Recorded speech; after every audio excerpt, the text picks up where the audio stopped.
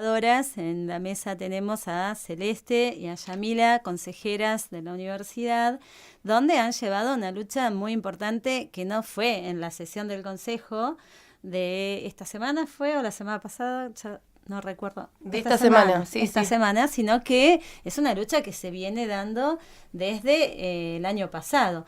Bueno, coméntenos porque ha estado mucho en lo que han sido los medios, el tema este del estudiante, acosador, denunciado por estudiantes, también compañeras de ustedes. ¿Cuál fue el proyecto que llevaron ustedes a este consejo o, digamos, el pronunciamiento y qué es lo que se logró? Sí, bueno, primero buenas tardes. Estaba escuchando el programa antes de venir, estaba muy bueno. Sí, como bien decías vos, Ada, el lunes de esta semana fue la primera sesión ordinaria del Consejo de Unidad, donde se presentaron distintas problemáticas.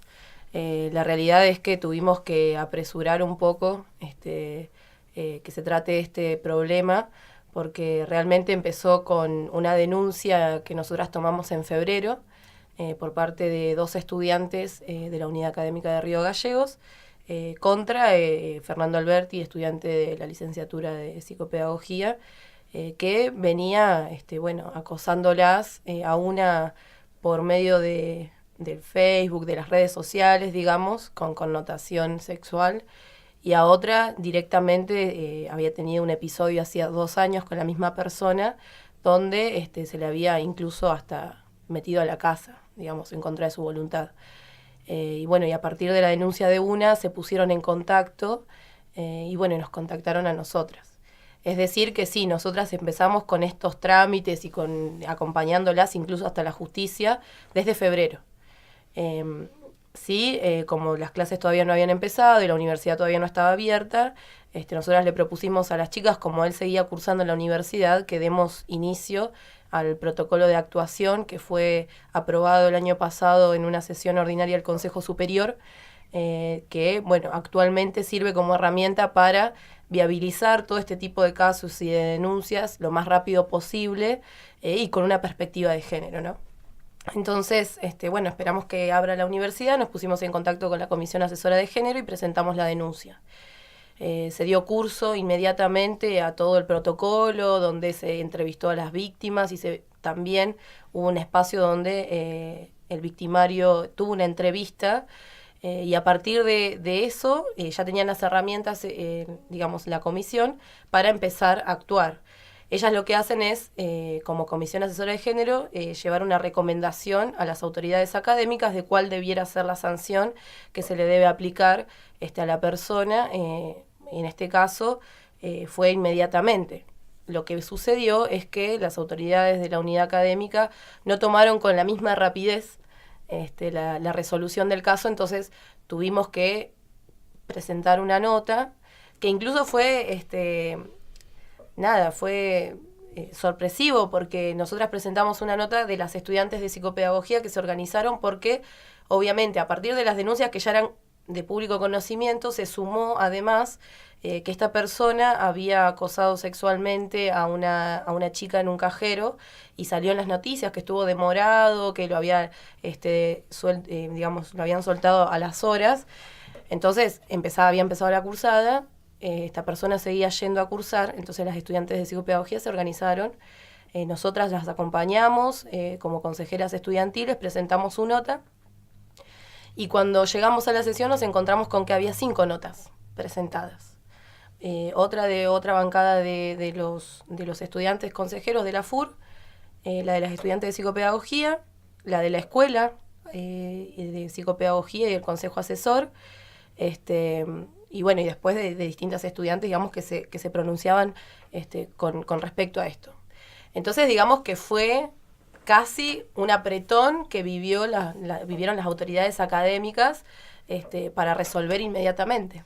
Sí, también cabe destacar que mientras nosotras estábamos en la sesión del consejo, el lunes a las 2 de la tarde, esta persona que está denunciada estaba en la unidad académica Río Gallegos y por Instagram nos llegaban mensajes donde nos nombraban y las compañeras que estaban cursando, cuando esta persona entra al aula, se retiran. Entonces nos empiezan a, digamos... Eso ocurrió el lunes. Eso ocurrió el lunes. Entonces nos empiezan a nombrar en las historias diciéndole, mirá, yo me tengo que ir mientras él viene acá y qué sé yo. Entonces nosotras les respondimos a las compañeras diciéndole, estamos en la sesión del consejo peleando para que se aplique una sanción, digamos. Mientras nosotros estábamos peleando en el consejo, digamos, para que se aplique una sanción, las compañeras de la carrera se estaban retirando de las aulas porque no querían compartir la cursada con esta persona. Esa sesión fue maratónica porque ustedes terminaron ¿a qué hora? A las 11:30 de la noche. Solo por este punto. Claro. En realidad... Entre otros, sí, pero digamos es el que llevó más tiempo. Tuvimos 3 horas tratando este tema. O sea, imagínense también lo tedioso que es tener que presentar una y otra vez que se resuelva el caso, porque la realidad es que tardamos 3 horas porque las autoridades académicas dudaban en si realmente tenían que proceder de alguna manera, cómo, qué sanción se le debía aplicar. La realidad es que nosotras propusimos en conjunto con el bloque de docentes de la multicolor que se lo sancione con el artículo 124 del reglamento de alumnos, que es sobre reincidencias. Porque nos encontramos con esto que yo les decía, el episodio que vivió nuestra compañera, que también es estudiante de la licenciatura de psicopedagogía, es decir, comparte aulas con él, ya había sido expuesto en la universidad.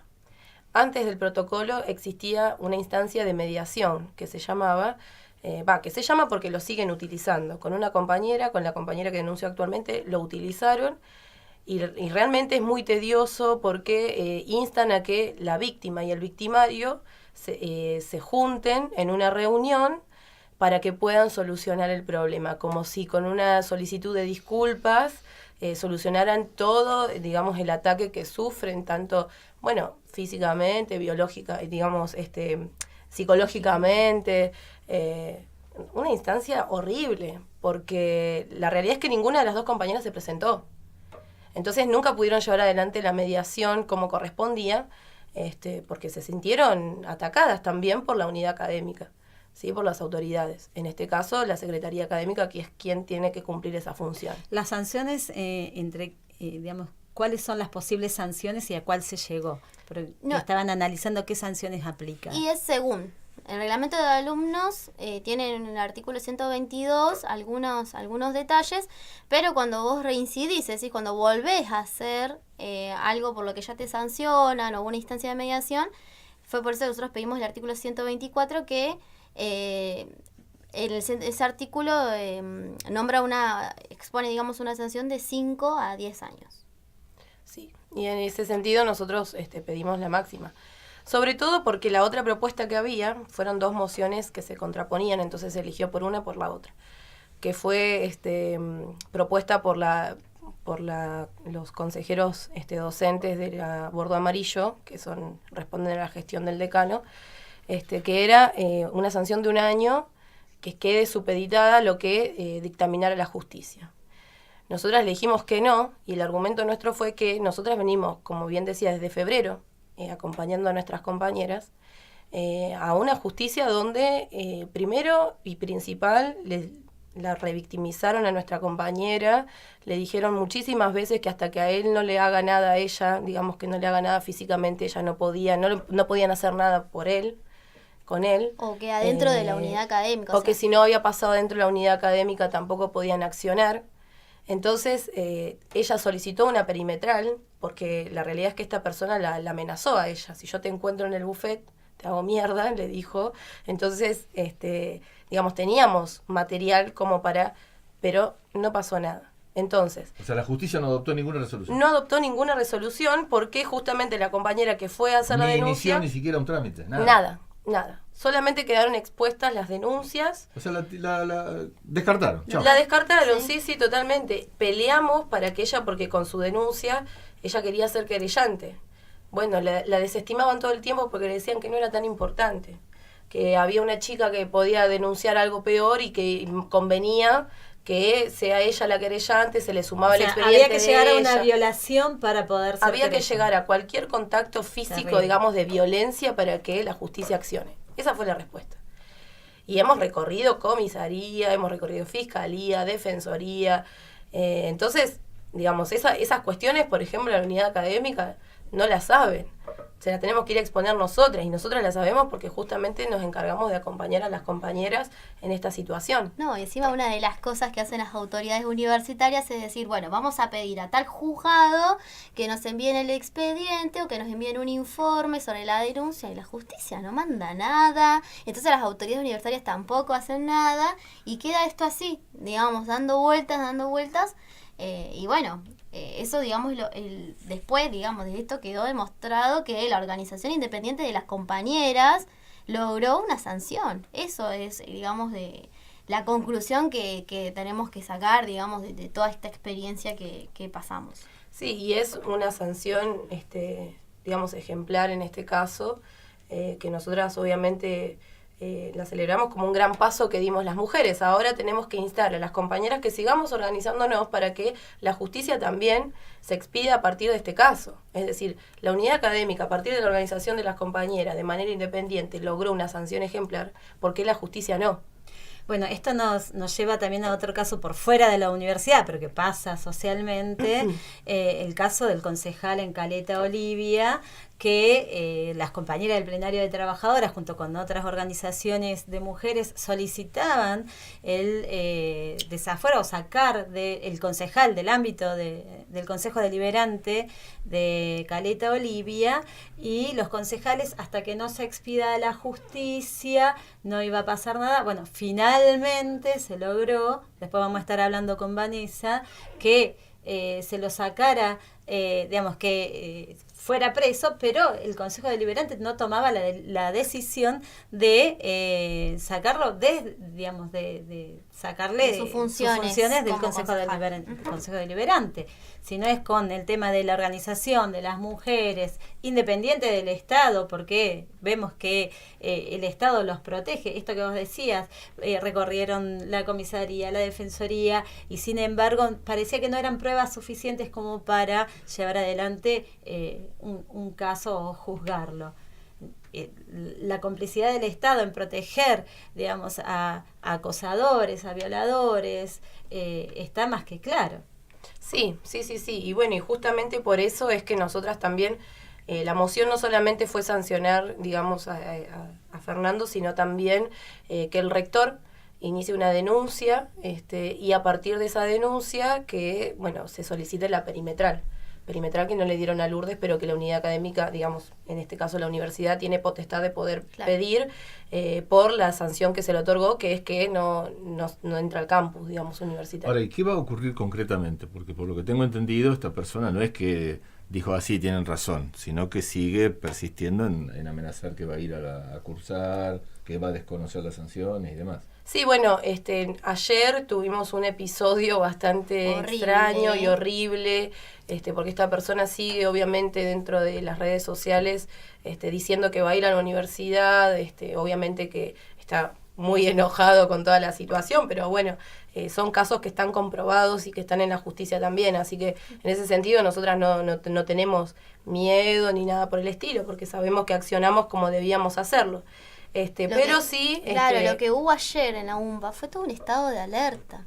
Fue un estado de alerta y fue horrible la situación en la que una persona totalmente violenta, que incluso ante la inacción de las autoridades, llegó a publicar en su cuenta de Facebook que iba a ir a la UMPA, y era todo un estado de alerta. Estaban todos ahí tensionados, a ver si venía o no venía. Horrible. Sí, así que bueno, hablamos con la Comisión Asesora de Género, y en ese sentido, bueno, diseñamos una especie de cómo accionar, ¿no? Que es ir a avisarle a la directora de escuela de psicopedagogía, que es quien debe noticiarlo a él de que se debe retirar, y en caso de que eso no suceda, llamar a la policía que lo acompañe a retirarse afuera del campus. Digamos, él no iría detenido ni nada por el estilo, pero sí ya ha iniciado un protocolo, digamos, como qué hacer en este caso. Digamos. Es una restricción. Claro. Ahora, por ejemplo, el 25 de abril, que va a ser el Consejo Superior en la ciudad de Río Turbio, bueno, ahí seguramente vamos a tener que llevar de nuevo el caso para que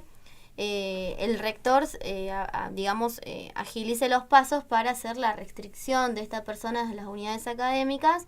Y bueno, ahí tendremos que dar también una pelea, porque si bien fue un logro, no queda ahí, digamos, vamos a tener que seguir peleando, digamos, para que se cumpla la sanción, porque él, por ejemplo, manifestaba en las redes sociales que no lo habían expulsado, que no lo habían avisado. Entonces es como que todavía la pelea sigue, digamos, porque llegamos a este reclamo al Consejo de Unidad por la inacción de las autoridades, porque si el Consejo Asesor de Género ya había recomendado una suspensión y el decano no lo hizo, digamos, tuvimos que arrancarlo a partir de una organización independiente de las mujeres y esto va a continuar, digamos, en el Consejo Superior seguramente. Ahora, lógicamente que en el ánimo de ustedes como consejeras y como defensoras de sus compañeras y demás, lo más importante que hay es la preservación de las víctimas y su cuidado y el evitar por todos los medios que se repitan situaciones de este tipo, ¿no es cierto? Entonces, no se trata de cuánto duro uno es con una persona que seguramente tiene problemas psicológicos que lo llevan a actuar de esta manera, lo que fuera, pero que en la gravedad del hecho que comete, indudablemente pone en una situación muy de sufrimiento completamente evitable y que necesitamos buscar la manera de que se evite ese sufrimiento de la víctima, ¿no es cierto? Y esta protección es lo que se está privilegiando en todo el accionar que ustedes hacen. Sí, y justamente porque estamos en un contexto, como bien decía Romina, nosotras iniciamos el año con un alto índice de femicidios, con un alto índice de denuncias de violencia de género. Entonces, esta cuestión, digamos, por eso mismo es que utilizamos la herramienta que es el protocolo de actuación ante casos de violencia de género y discriminación. Porque entendemos que este contexto es en el cual nosotras, las mujeres, mueren cada 28 horas. Entonces no podemos permitir que una persona esté violentando hacia dentro del campus y que incluso someta a las compañeras a tener que tomar la decisión de no ir a cursar, por ejemplo, por miedo a que les pase algo, por miedo a compartir con una persona que ya ha sido denunciada en muchos casos por violencia, por acoso, por amenaza. Y en este sentido es un llamado, obviamente, al Estado, a la Subsecretaría de la Mujer, que tiene que tomar, digamos, las cartas sobre la mesa, poner las cartas sobre la mesa y decir, bueno, qué resoluciones se dan a partir de esto, porque también el protocolo es una herramienta no solamente para actuar en estos casos, sino que también es una herramienta de insumo que nosotras queremos utilizar para ver una estadística de cuántos son los casos que se presentan. Es también alarmante. El protocolo se aprobó el año pasado en octubre. Es para las 4 unidades académicas, ¿no?, que reciben denuncias. Hasta hoy recibieron denuncias de 11 estudiantes. Y las clases empezaron el 14 de marzo. Es decir, tuvimos un mes de clases del año pasado y menos de un mes de este año, y ya se presentaron 11 denuncias. Y es un número alarmante. Y tenés este caso grave. Y tenés este caso grave. Entonces, digamos, esto también nos sirve a nosotras para poder evidenciar justamente cuál es la batalla que tenemos que dar con respecto a la violencia de género y con respecto a salvaguardar a las víctimas, como bien decís vos, en donde es nuestro lugar, digamos, como consejeras dentro de la universidad. Sí, asimismo también llamar a todas las estudiantes a organizarse como una agrupación como la nuestra que, independiente del poder político y de las autoridades, lucha por los derechos de las mujeres para no tener que pasar por estas cosas dentro de un ámbito de estudio, por ejemplo. Y es por eso que nosotras el 5 de abril vamos a hacer un panel debate en la universidad, en el hall de la universidad, a las 6 de la tarde, ¿verdad? 6:30. A las 6:30 de la tarde, para que podamos ahí... Para hablar de ese tema, de todas estas cosas. La temática que le pusimos es mirá cómo nos organizamos, en relación a esta organización que surgió, digamos, de las chicas de psicopedagogía, pero que se replica también, porque, por ejemplo, ayer, hablando con compañeras, me comentaban que a ellas también les había escrito, que también les había hostigado, pero que no lo denunciaron, como que lo dejaron ahí, como que lo ignoraron. Entonces, bueno, mañana, el 5, en este panel debate, vamos a poder, digamos, sacar también conclusiones sobre... Escuchar nuevas denuncias, lo que fuera. Sí, exacto. Bueno, les pedimos que se queden porque vamos a hacer un pequeño corte. Vamos a ver si podemos contactarnos con Vanessa en Caleta Olivia.